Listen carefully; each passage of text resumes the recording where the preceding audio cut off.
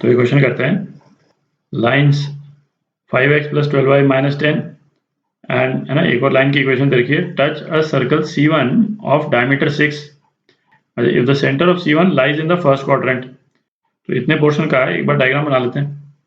तो ये approximate straight lines बना ली अपन ने। ये लाइन है नेगेटिव स्लोप 5x + 12y - 10 = 0 और ये लाइन हो जाएगी 5x - 12y - 40 = 0। अच्छा, अब अपने को क्या देखा है, centre of C1 lies in the first quadrant.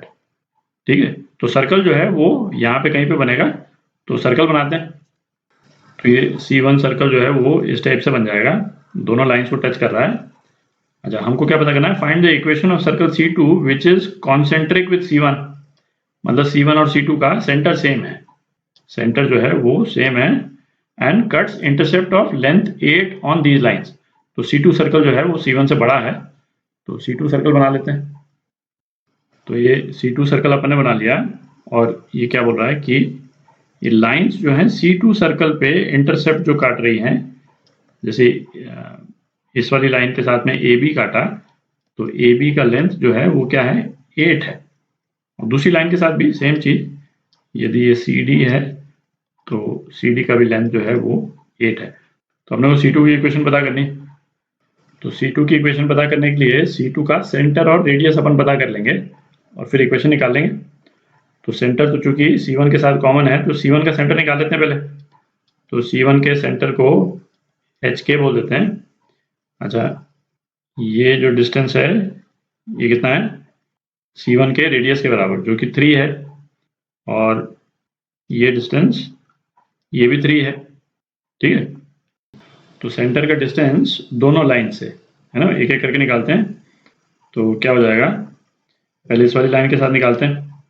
तो 5h + 12k - 10 इसका मॉड अपॉन ना 5² + 12² का अंडर रूट, तो है ना 13 आ जाएगा, क्योंकि रूट 169, और ये किसके बराबर है, ये 3 के बराबर। तो 5h + 12k - 10 ये कितने के बराबर हो गया, ये 39 के बराबर हो गया। ठीक। अच्छा, इसी तरह से दूसरी लाइन के साथ डिस्टेंस, तो क्या हो जाएगा, 5h - 12y - 40 का मॉड अपॉन 13, ये 3 के बराबर। तो अपने पास में क्या इक्वेशन आ गई, 5h - 12y - 40 का मॉड = 39। ठीक है, तो अब मॉड को जब खोलेंगे तो इसकी 39, तो ये राइट हैंड साइड वाले जो वैल्यूज हैं वो प्लस या माइनस है ना, दोनों ही हो सकती हैं, प्लस या माइनस। तो पहले ऐसा करते हैं कि दोनों वैल्यूज को प्लस लेकर के अपन ये साइमल्टेनियस इक्वेशन है इसको सॉल्व करते हैं और देखते हैं h और k की क्या वैल्यू आती है, क्योंकि हमको क्या h और k फर्स्ट क्वाड्रेंट में चाहिए। फर्स्ट क्वाड्रेंट में यदि सेंटर आ गया तब तो ठीक है, नहीं तो फिर है ना दूसरे ऑप्शन ट्राई करेंगे। तो पहले पॉजिटिव लेकर के चलते हैं अपन। तो 5h + 12k - 10 = +39 ले रहे हैं, है ना, प्लस लिखा मैंने, और दूसरा 5h - 12k - 40, ये 12k है, ये अगेन +39। ठीक है। अच्छा, ये दोनों साइमल्टेनियस इक्वेशन को आप सॉल्व कर लें, तो इसको यदि हम सॉल्व करेंगे तो हमारे पास में क्या आता है, h की वैल्यू आती है 64/5 और k की क्या वैल्यू आती है, -5/4। ठीक है, तो ये जो है k की वैल्यू -5/4, इसका मतलब क्या हो गया कि ये सेंटर जो है वो x एक्सिस के नीचे चला गया, है ना, जो हमारे को क्वेश्चन में गिवन नहीं है। तो इस वाले ऑप्शन को हम एक्सेप्ट नहीं कर सकते हैं। ठीक है, ये ऑप्शन हमारा गलत हो गया। ठीक है, तो इसको मिटा देते हैं, है ना, दूसरा ऑप्शन ट्राई करते हैं। तो अब दूसरा ऑप्शन ट्राई करते हैं, तो उसमें इसको तो प्लस ही रखते हैं, है ना, इस वाले केस में 39 को -39 लेके देखते हैं।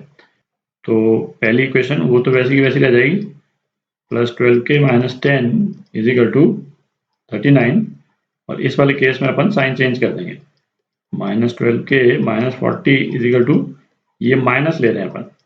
ठीक है, मॉड खोल करके माइनस ले लिया।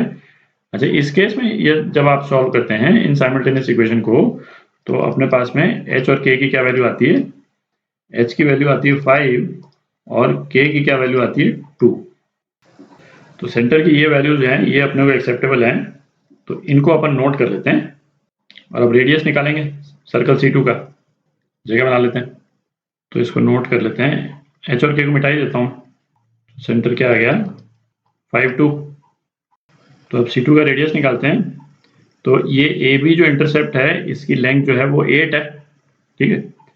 अच्छा, ये जो परपेंडिकुलर जो अपन ने ड्रॉप किया यहाँ पे, इसको m बोल देते हैं। तो AM की लेंथ जो है वो कितनी हो जाएगी, हाफ हो जाएगी, है ना, 4 हो जाएगी। ये AM 4 हो गया। इसके सर्कल के सेंटर को यदि O बोल दें अपन, अच्छा ये 3 ये मिटा देता हूँ। तो AO को यदि अपन ज्वाइन कर दें तो AO क्या है, रेडियस है C2 का। तो ट्राइंगल AOM यदि आप देखें तो R स्क्वायर जो है वो कितना है, 3 स्क्वायर प्लस 4 स्क्वायर के बराबर है। तो R जो है वो 5 के बराबर हो गया। तो आपके पास में सेंटर और रेडियस दोनों ही आ गए। तो C2 की इक्वेशन क्या हो जाएगी, x minus 5 whole square plus y minus 2 whole square is equal to 5 square, है ना, मतलब 25। तो ये इक्वेशन आ गई, ये आपका आंसर। ठीक है। इसमें एक चीज देखें, जैसे ये सेंटर के जो कोऑर्डिनेट्स जो अपन ने निकाले, तो अपन ने h और k लेकर के दोनों लाइंस के साथ में डिस्टेंस निकाला, ठीक है। और फिर उसके बाद में उसका मॉड को खोल करके वैसे करके निकाला अपन ने साइमल्टेनियस इक्वेशन बना करके। इसमें आप एक चीज देख सकते हैं, केवल इस वाले केस में वो वैलिड होगा, है ना, इन द सेंस कि इन लाइंस की जो स्लोप है ना, ये जो एंगल जो बन रहा है, ये एंगल है ना, ये एंगल, और ये जो दूसरी वाली लाइन जो एंगल बना रही है हॉरिजॉन्टल के साथ में, है ना, ये भी थीटा ही है ना। आप देखें इसमें भाई इसका स्लोप क्या है 5/12 और इसका स्लोप क्या है -5/12, ठीक है। तो ये थीटा और ये भी थीटा ही है। तो इसका मतलब सर्कल को जब हम प्लेस करेंगे दोनों लाइंस को टच करते हुए, तो सर्कल इनके एग्जैक्टली बीच में प्लेस होगा, ठीक है। ऐसा नहीं है कि किसी एक तरफ जा रहा है। यदि से सपोज, है ना, बहुत ऑब्वियस केस यदि लें, एक लाइन ऐसी होती और दूसरी लाइन सपोज ऐसी होती, तो सर्कल ऑब्वियसली राइट के साइड में ज्यादा टिल्ट हुआ होता। आप देख रहे हैं, ठीक है। मतलब सर्कल जो है वो यहाँ पे होता, सर्कल का सेंटर यहाँ पे होता, इसके ऊपर नहीं होता। बट इस वाले केस में चूंकि ये लाइन सिमेट्रिकल है ना, स्लोप के टर्म्स में, तो ये सर्कल जो है, तो इसका सेंटर जो है इसके एग्जैक्टली ऊपर होगा। तो इसका जो एक्स कोऑर्डिनेट जो है ना, ये 5, तो इसका एक्स कोऑर्डिनेट निकालने के लिए आप इन दोनों लाइंस की साइमल्टेनियस इक्वेशन इन दोनों को भी सॉल्व कर सकते थे आप सीधा, है ना। तो 5 तो वहीं से आ जाता, और फिर वाई कोऑर्डिनेट के लिए आप डिस्टेंस निकाल करके कर सकते थे जैसा अपन ने किया। पर किसी भी दो लाइंस के जनरल केस के लिए, बट जैसे इस तरह से लाइंस यदि अपने को दी हुई होती, तो जो अपन ने किया है ना, वो सिस्टम ऑब्वियसली बेटर है, ठीक है।